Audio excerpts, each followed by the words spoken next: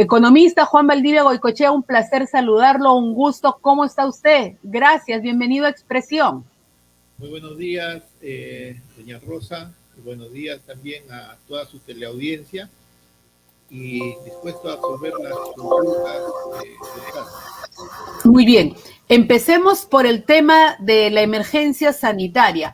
A su juicio, ¿cree usted que el gobierno está logrando cumplir con la población peruana y en coordinación, obviamente, con los gobiernos regionales, con las gerencias de salud, para seguir inmunizando a todos los ciudadanos tal y conforme el presidente Sagasti señaló? Al parecer, ¿cree usted que los laboratorios y ese cronograma de vacunas están llegando de manera regular al país para cumplir el objetivo de que a fines del 2021 podemos estar todos inmunizados? Desde que empezó la pandemia, yo he sido muy crítico de la actuación del gobierno, ¿no? En un primer momento de Martín Vizcarra y en un segundo momento de parte de Francisco Sagasti, ¿no? El tema es de que muchas veces se toman las medidas adecuadas. El problema es que estas medidas se toman demasiado tarde, ¿no? Igual pasó con la compra de las pruebas, ¿no? Serológicas y moleculares en su debido momento. Se optó por comprar, por ejemplo, pruebas serológicas que no sirvieron de nada. Los resultados los vivimos hoy, ¿no? Estamos acercándonos a los 200.000 fallecidos en el Perú por el COVID-19, ¿no? Después del sinceramiento, entre comillas, que ha efectuado el Ministerio de Salud respecto de la mortalidad producto de la pandemia en nuestro país, ¿no? Con las vacunas ocurre algo similar, ¿no? Martín Vizcarra salía, nos decía que estaban en tratos con diferentes laboratorios. Al final, resulta de que él no tenía absolutamente ningún contrato firmado con ningún laboratorio. Sagasti está desde noviembre y recién casi al terminar el primer trimestre del año ha podido consolidar la compra de vacunas. Igual, seguimos siendo uno de los países con menos tasa de vacunación por cada millón de habitantes, ¿no? Estamos igual rezagados. La vacunación es importante. Yo sí soy un convencido de que debemos vacunarnos, debemos poner el hombro y vacunarnos, y que es porque finalmente pandemias como esta nos va a afectar a todos. O sea, tarde o temprano todos vamos a terminar infectados con este virus. La diferencia está en que aquellos que logren vacunarse van a estar más protegidos que aquellos que no lo hagan, ¿no? Lo lamentable es que hay muchísima gente a nivel nacional, cerca de 250.000 peruanos no han acudido a ponerse la segunda dosis de vacunación. Y hasta hace más o menos unos días, una semana casi, acá en Lambayeque eran cerca de 40.000 los que no habían acudido a ponerse la segunda dosis de la vacuna, ¿no? ¿Y eso debido a qué se cree, economista Valdivia? Bueno, muchas veces los peruanos somos así, lamentablemente, ¿no? Hay mucha gente, ha habido mucha reacción, en primer lugar, a ponerse la vacuna. Hay mucha gente que no quiere ponerse la vacuna, independientemente Efectivamente. Hay mucha gente que ha ido, se ha puesto la primera dosis y ya, suficiente.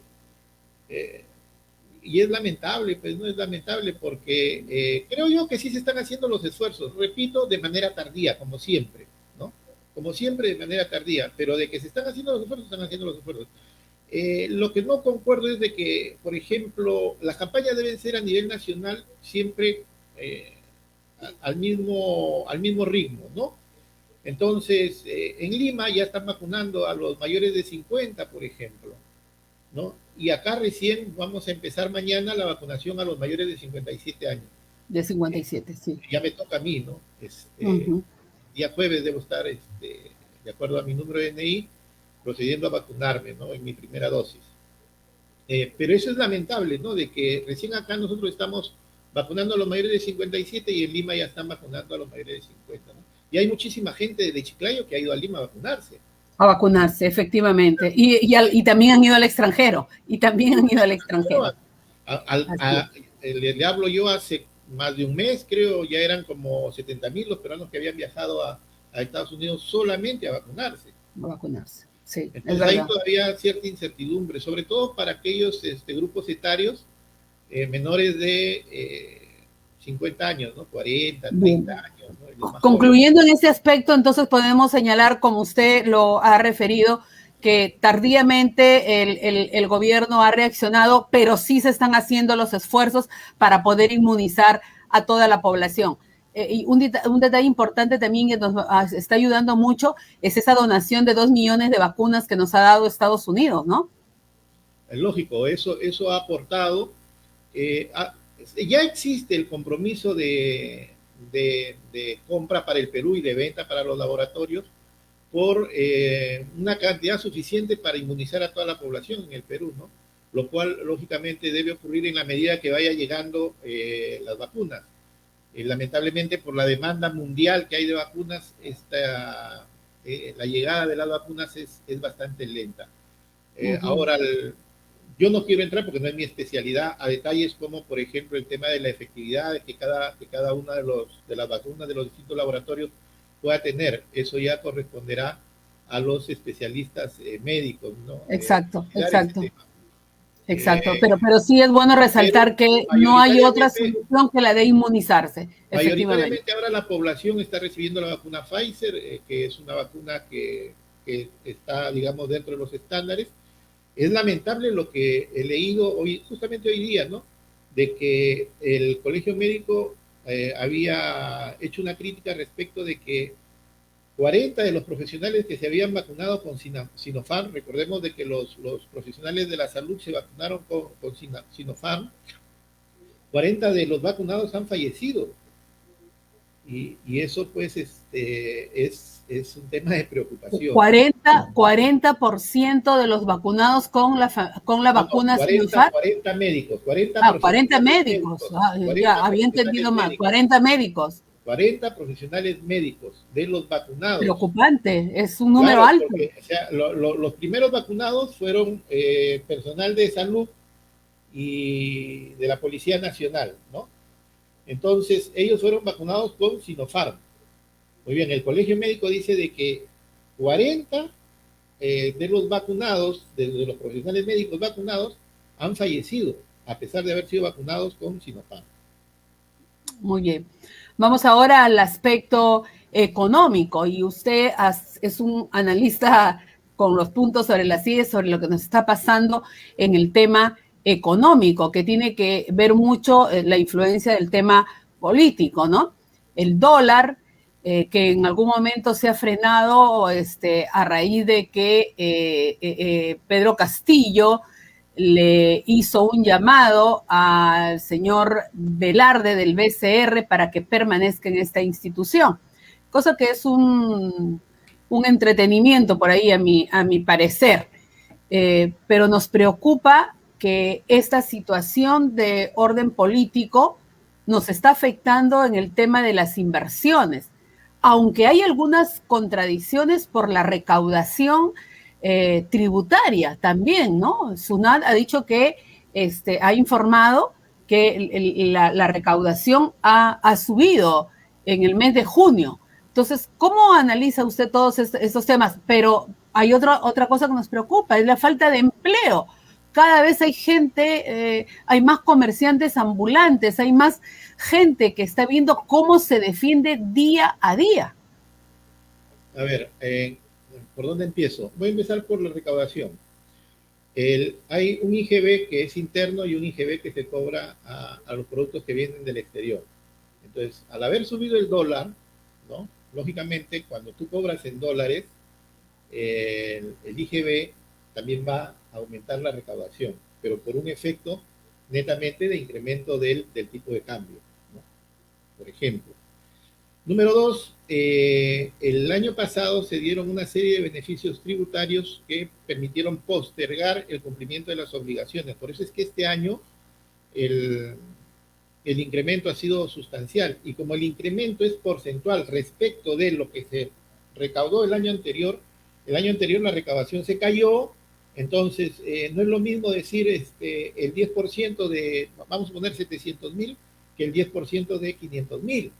Es Exacto. distinto. Entonces, cuando hablamos de que se incrementó porcentualmente la recaudación, lo hacemos sobre la base de lo que se recaudó al comparar el año anterior. Entonces, lógicamente, se ve como algo que se ha incrementado sustancialmente. Entonces, uno, se está recuperando lo no recaudado el año anterior.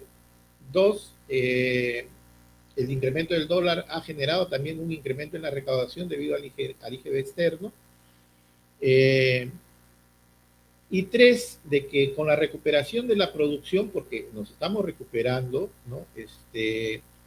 En el primer trimestre la producción se ha incrementado en 3.8%, en el segundo trimestre va a ser de 38%, pero el 38% con respecto al segundo trimestre del año 2020. Y recordemos que el segundo trimestre del año 2020 la producción cayó 31%. Entonces, al recuperar el 38%, solamente está llegando a los mismos niveles. No es que estemos, pues, ¿no? Se estima de que durante todo el 2021 el PBI se recupere el 10%, ¿no? El 10% sea de crecimiento. Y los niveles óptimos, o no óptimos, sino debemos llegar al mismo nivel de producción del año 2019 recién en el 2022. Recién en el 2022 vamos a alcanzar los mismos niveles de producción. Durante el tercer y cuarto trimestre se estima que debemos alcanzar más o menos el 98%, o sea, ni siquiera el 100%. Recién en el primer trimestre del 2022 debemos alcanzar los mismos niveles del 2019. Y en cuanto al dólar, el dólar a marzo de este año estaba en 3 soles 60. El 3 soles 60 es el mismo nivel con que cerramos el 2020. A diciembre del 2020 el dólar estaba en 3 soles 60, ¿no? Post la primera vuelta electoral, ¿no? Posterior a las elecciones generales, el dólar subió a algo más de 3.80, 3.82, 3.83, por ahí más o menos oscilaba, ¿no? Luego cae en mayo, pero ¿por qué cae en mayo? Porque los agentes económicos o los empresarios, ¿no? que suelen tener sus ahorros o el dinero de sus empresas en dólares, ¿no? Como una manera de protegerse siempre, tienen que, lógicamente, históricamente venden estos activos para poder hacer el depósito de CTS que se tendría que pagar hasta el 15 de mayo, que se tiene que hacer en soles. Entonces, como ellos sacan los dólares a la venta, hay una sobreoferta de dólares y el precio cae, ¿no? Entonces, de lo que había llegado a 3.82, 3.83 post el proceso electoral, cayó a 3.70 más o menos, ¿no? A mediados del mes de mayo. Por efecto, repito, de la necesidad de soles para poder pagar la CTS o depositar la CTS de los trabajadores. Luego de ello ya viene el 6 de junio, ¿no? Se realiza el proceso electoral y el dólar se dispara a niveles que históricamente nunca habíamos llegado, ¿no? Llegando a casi 3.98, una cifra muy, Sí, muy cercana a los a los 4.9 4. soles. Sí. En ese contexto, ¿no? Pedro Castillo intenta suavizar su discurso utilizando a la llamada izquierda caviar, ¿no? Como representada por Pedro Franque o Campodónico, ¿no? Que son economistas muy cercanos a Juntos por el Perú, el partido de Verónica Mendoza, identificada como o calificada por Vladimir Cerrón como la izquierda caviar, ¿no? Entonces, ellos tratan de suavizar el discurso diciendo que no es necesario mayores cambios constitucionales, que el modelo de economía social de mercado debía seguir vigente, que no iban a producirse cierre de fronteras, o sea, las importaciones iban a continuar, pero debían regularse en el caso de algunos productos, que en el caso de de las revisiones de contratos solamente se iban a hacer de ser necesarias, y esto empezó a generar, digamos, una cierta tranquilidad, la cual se acentuó y se definió cuando Pedro Castillo salió y dijo, y eso lo dijo él personalmente, ya no estoy hablando de Franque, ni de Campodónico, ni de ningún otro vocero. Él salió y dijo de que iba a solicitarle a Julio Velarde que continuase al frente del Banco Central de Reserva del Perú, ¿no? ¿Eso qué generó? Que el dólar empezase a... ¿Eso cuándo se hizo? ¿Cuándo ocurrió esto? La última semana del mes de junio. Claro. Entonces el tipo de cambio empezó a bajar hasta situarse en 3.84 más o menos, al 30 de junio. Sin embargo, el 1 de julio, el mismo Pedro Castillo sale nuevamente con el tema de la Asamblea, ¿no? De la Asamblea Constituyente. Con algunos sindicatos en el RIMAC, y dice de que su primera acción, o sea, durante el mensaje presidencial, una vez que sea proclamado, el 27 de julio, 28 de julio, que se lleve a cabo su mensaje a la nación en el Congreso de la República, él iba a presentarle al Congreso un proyecto de ley para la realización del referéndum para que se convoque a una Asamblea Nacional Constituyente. Constituyente, cierto. ¿Cuál ha sido el efecto inmediato? El efecto inmediato ha sido de que el dólar se ha ubicado hasta ayer a la 1:30, porque el Banco Central emite sus reportes a la 1:30 de la tarde todos los días, se ubicó en 3.933, ¿no? 3.94, digamos, ¿no? Un poquito menos de 3.94, sí. Y eso qué denota. Denota de que la inestabilidad política genera inestabilidad económica. Recordemos el caso ecuatoriano, ¿no? En la década de los 90, Ecuador tuvo 7 presidentes en 10 años. ¿Y eso qué generó? Que su economía colapsó totalmente y de tal manera que tuvo que dolarizarse totalmente. Aquí en el Perú ocurrió lo contrario, ¿no? Aquí en el Perú, el 2001, la dolarización financiera era de más o menos el 78%. Vale decir, las operaciones bancarias en el Perú, el 78% se realizaban en dólares, estábamos fuertemente dolarizados. Ahora, la dolarización es solamente 19%, y eso a quién hay que agradecérselo, a Julio Velarde, que frente al Banco Central de Reserva ha hecho un... Claro, hace muchos años todas las operaciones en nuestro país son en soles, tanto que la mayor parte de créditos, incluso hipotecarios y de otra índole, son en soles, son en soles. Él ha hecho un extraordinario trabajo que ha permitido no solamente la estabilidad económica, sino, por ejemplo, iniciar un proceso de desdolarización bastante fuerte, lo cual fortalece la moneda nacional, ¿no? La moneda Así nacional. Es. Recordemos que el dólar... pero que estén, por esta situación política la ponemos en riesgo en este momento. Está en riesgo. La inflación acumulada anual al mes de junio ha sobrepasado el 3%, y eso es sumamente peligroso, porque recordemos esto hace inviable que los empresarios puedan invertir y que puedan dar trabajo. Y por eso es que hay cada día más desempleo, ¿o me equivoco, economista Valdivia? Claro, es que no se trata de incertidumbre electoral, la incertidumbre electoral ya terminó. Lo que hay que entender, hay mucha gente que piensa que la situación se va a solucionar cuando sea proclamado Pedro Castillo, o si Keiko Fujimori saliese y dijese, bueno, ¿saben qué? Ya tiró la toalla, el señor ya es el nuevo presidente del Perú, me retiro. No, eso creo yo más bien empeoraría las cosas, porque los agentes económicos no están reaccionando ante la incertidumbre electoral, están reaccionando ante las propuestas de quien pues probablemente sea proclamado presidente. Asuma la presidencia. No otorgan ningún tipo de confianza, ¿no? al empresariado.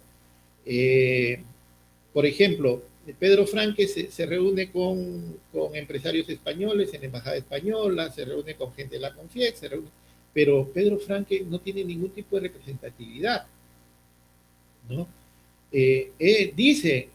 Dicen que es el vocero en materia económica de Pedro Castillo, pero hay otros que también se atribuyen vocerías, ¿no? Como Vladimir Cerrón, por ejemplo, en el partido, o en el Congreso el señor Bermejo. Y es lamentable. Yo, por ejemplo, esta chica que estuvo de vocera congresal hasta hace poco, Betsy Chávez, creo que es ella, Sí, que me que es causaba congresista electa de Perú Libre. muy buena impresión, muy Sí. buena impresión, por lo menos a mí me causaba muy buena impresión. Y ha sido reemplazada por un señor Alex Paredes, ¿no? Otro congresista electo de Perú Libre, quien en su primera declaración dijo que por qué los gobiernos regionales y locales tenían que esperar las transferencias del Ministerio de Economía y Finanzas, que si ellos aprobaban el presupuesto en noviembre, ¿por qué no en enero les depositaban todo el dinero de todo el año? O sea, una ignorancia total y absoluta, y eso es lo que preocupa, pues, ¿no? O sea, le preocupa a los agentes económicos que gente como este señor, ¿no? Que no saben absolutamente nada de economía o de presupuesto público, estén en tan altos cargos, ¿no? Exacto. Nosotros sabemos de que las transferencias son periódicas porque la recaudación es periódica. O sea, conforme se va recaudando en el año, en enero, en febrero, en marzo, en abril, se van haciendo las transferencias. Hay una programación anual, ¿no? En función de lo que se recauda. Y, y en ese sentido, el Ministerio de Economía y Finanzas sabe de que estacionalmente hay meses en que se recauda más y meses en que se recauda menos. Y ellos hacen su programación en base a eso, ¿no? Entonces, Totalmente de acuerdo. el criterio del señor, pues, es ¿para qué van a estar transfiriendo? O sea, él cree que con haber aprobado el presupuesto en noviembre ya la plata está ahí. Y la plata no existe, ¿no? El presupuesto es de 183 mil millones para este año. Es posible que ese señor no haya sido ni secretario de Economía de una PAFA. Es muy posible. Lo Ahora, otro es de que Pedro Castillo, reunido en el colegio médico con los decanos de los colegios médicos regionales, ha señalado nuevamente de que el 10% del PBI se va a dedicar a salud, ¿no? Y ratificó el 10% para educación. Y eso muestra, pues, denota un desconocimiento total, ¿no? O sea, hay mucha confusión entre lo que es el PBI y lo que es el presupuesto general de la República. El presupuesto general de la República son 183 mil millones de soles, mientras que el PBI se estima para este año debe alcanzar los 740 mil millones, menor a lo del 2019, por eso le digo, o sea, todavía no, en este año todavía no nos vamos a recuperar. El exacto, 2019, así es. el PBI fue 757 mil millones, pero en el 2020 bajó a 673 mil. Y se estima que este año debe ser 740 mil, o sea, por debajo todavía del 2019. Entonces, si hablamos de que el PBI es 740 mil millones, el 10% son 74 mil millones. Y 74 mil millones más que irían para educación, ya estamos hablando de 148 mil millones. ¿Cuánto representa eso? Más o menos el 80% del total del presupuesto. Y solamente quedaría 20% para atender transportes y comunicaciones, vivienda, los otros sectores, interior, ¿no? todo lo que es seguridad ciudadana, defensa, pago de pensiones. Solamente, mire, la ONP no recauda lo suficiente para el pago de pensiones. Y el Estado tiene que transferirle más o menos 10 mil millones de soles anuales para cubrir esto. Entonces, ¿de dónde va a salir todo el dinero para todos los demás sectores y para cubrir todas las demás necesidades del Estado? ¿Eso cuándo se da? O sea, ¿qué es lo que sucede? Lo que sucede es que en Cuba, por ejemplo, el 12% del presupuesto está destinado a educación. Sí, pero ¿por qué? Porque en Cuba y en otros países, ¿no?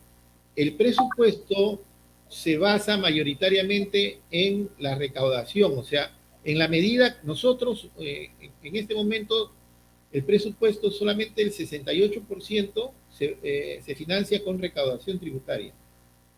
Y el otro casi veintitantos por ciento es con endeudamiento.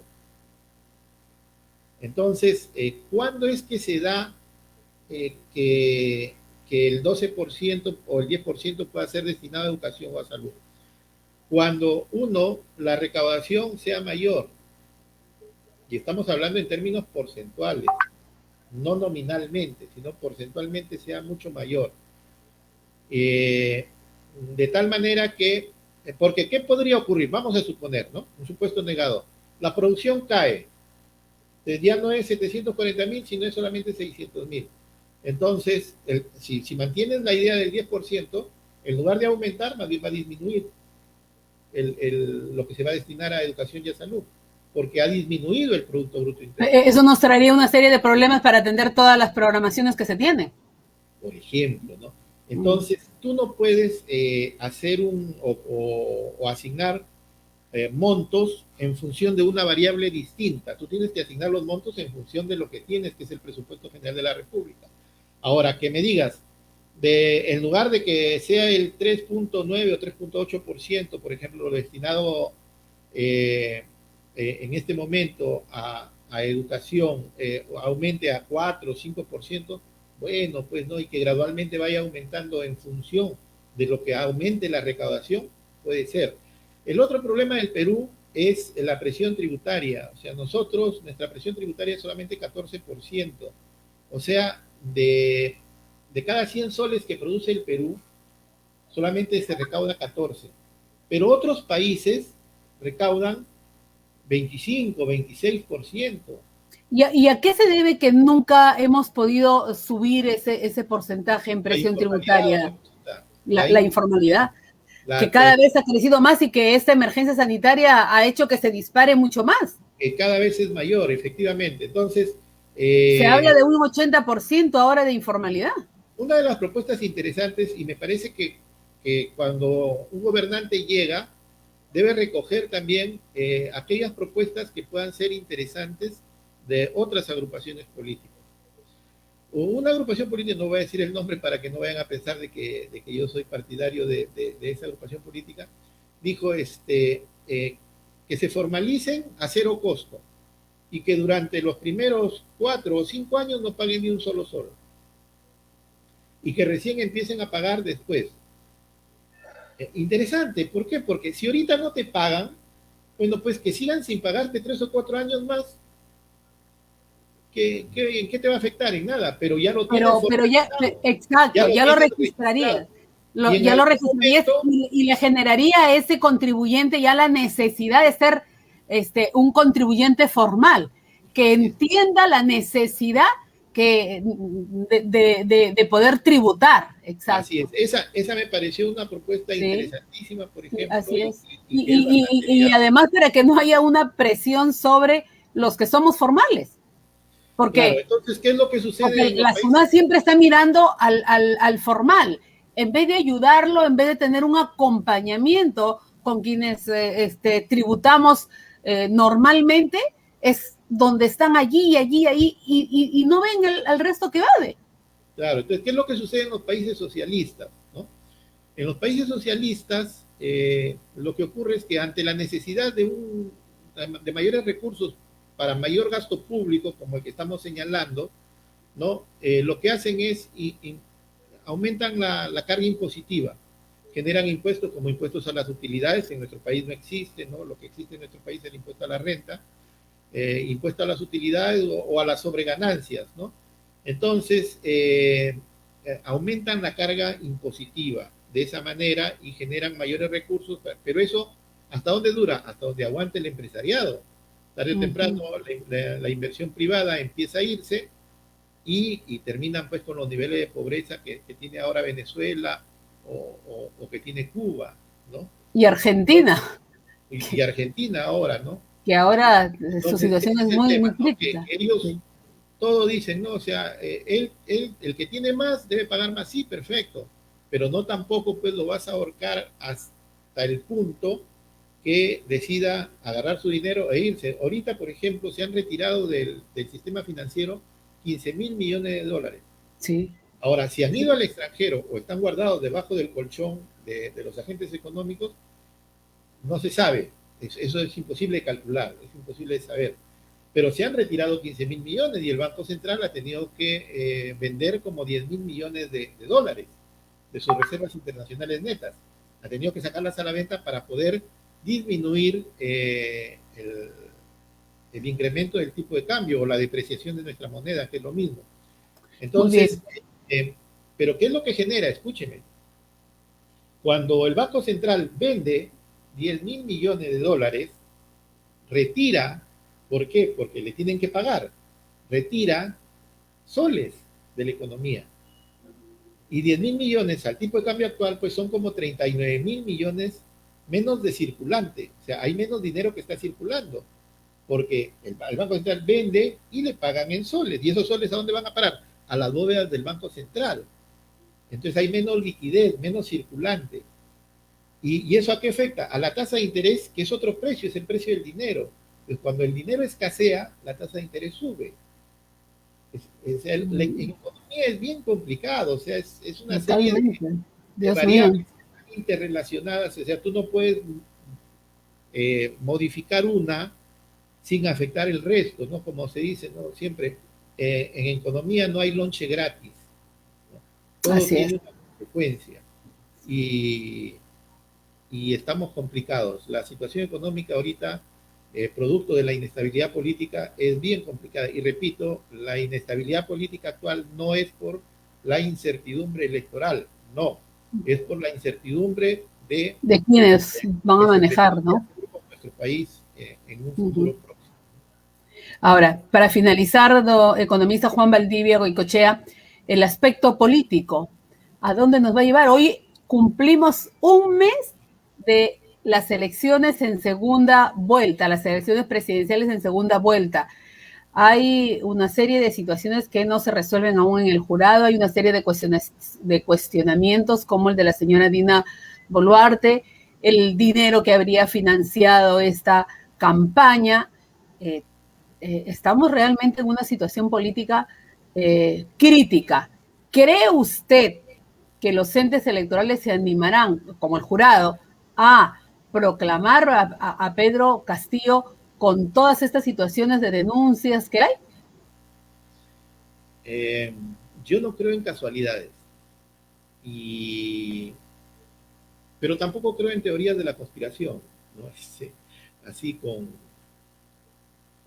no creo que haya alguien que haya maquinado todo esto desde un inicio, ¿no?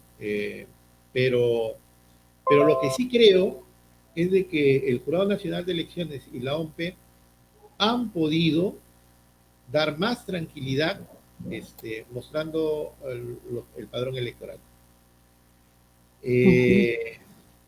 Ellos han renunciado, como lo dice el fiscal supremo Víctor Montesa, en cada una de sus intervenciones cuando analizan la validez de las actas, de los recursos de nulidad presentados por Fuerza Popular, que el Jurado Nacional está renunciando a su labor de fiscalización, porque ellos tranquilamente podrían pedirle a la OMP el padrón electoral, no para dárselo a Fuerza Popular o a cualquier otro partido, sino para ellos analizarlo. Y por lo tanto no sale de la órbita de lo privado, ¿no? Perdón, de lo privado, que algunos alegan como causal para no entregar los padrones, ¿no? Entonces, yo creo que por la salud, por la transparencia del proceso electoral, esto debió hacerse. ¿Qué tanto iba a cambiar la votación? No lo sé, pero de que era necesario, sí era necesario.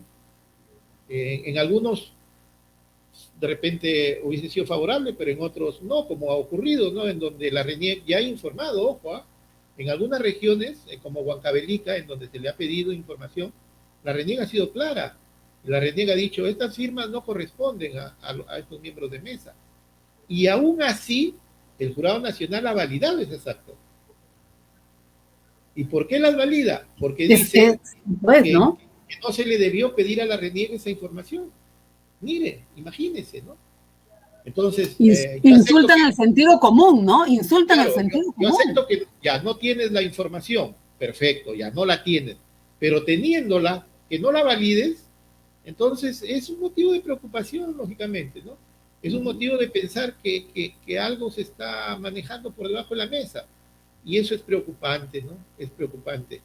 Tendremos, cree usted, a un presidente legal, pero deslegitimizado, ¿no? Porque no va a ser reconocido.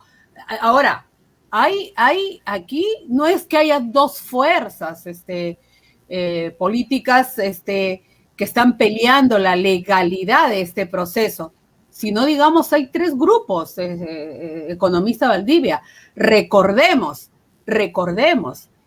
a quienes han votado por Pedro Castillo, a quienes han votado por la señora Keiko Fujimori, pero además a quienes han votado en la opción nulo, voto viciado, voto nulo, voto en blanco, que hay también que tomarlos en consideración, que no creían en este proceso ni creían en los dos candidatos. Así es. Pedro Castillo, nosotros sabemos de que los votos válidos no llegaron ni siquiera al 19%, ¿no? Entonces, la falta de legitimidad se va a ver en el Congreso de la República. Y en el Congreso de la República ya ha salido el vocero de Perú Libre, Alex Paredes, a decir de que ellos deben presidir el Congreso de la República. Yo creo que una manera de digamos, equilibrar los poderes podría ser de que ni Fuerza Popular ni Perú Libre presidan el Congreso. No, yo creo que si Fuerza Popular es inteligente, debe renunciar a intentar presidir la mesa directiva. Me parece correcto. Y debería ser en las fuerzas que ocuparon el tercer, cuarto, quinto lugar, ¿no es cierto? Efectivamente. Claro. ¿A qué podríamos llegar? ¿Podríamos llegar sin presidente el 28? No creo, ¿no? Yo creo que no. Yo creo que siguiendo el plan que hasta ahora el Jurado Nacional de Elecciones viene manejando, y lo viene manejando así a rajatabla, ¿no? Va a concluir con la revisión de los recursos de nulidad y va a proclamar a un ganador. Yo creo que eso es lo que va a ocurrir. Muy bien. Y eso va a ser a mediados del mes de julio seguramente, ¿no? Seguramente. Muy bien. Y vamos a llegar con presidente al bicentenario. Muy bien. Economista Juan Valdivia Goicoechea, muchas gracias. Lo saluda a Jaime Bazán, dice una clase magistral del Colegio Economista Juan Valdivia Goicoechea. Nos ha escrito ahí. Muchas gracias. Bendiciones, un abrazo muy fuerte y gracias siempre por estar respondiendo a la convocatoria de Expresión Economista Juan Valdivia Goicoechea. Un abrazo, gracias. Gracias a usted, cuídese. Muy bien.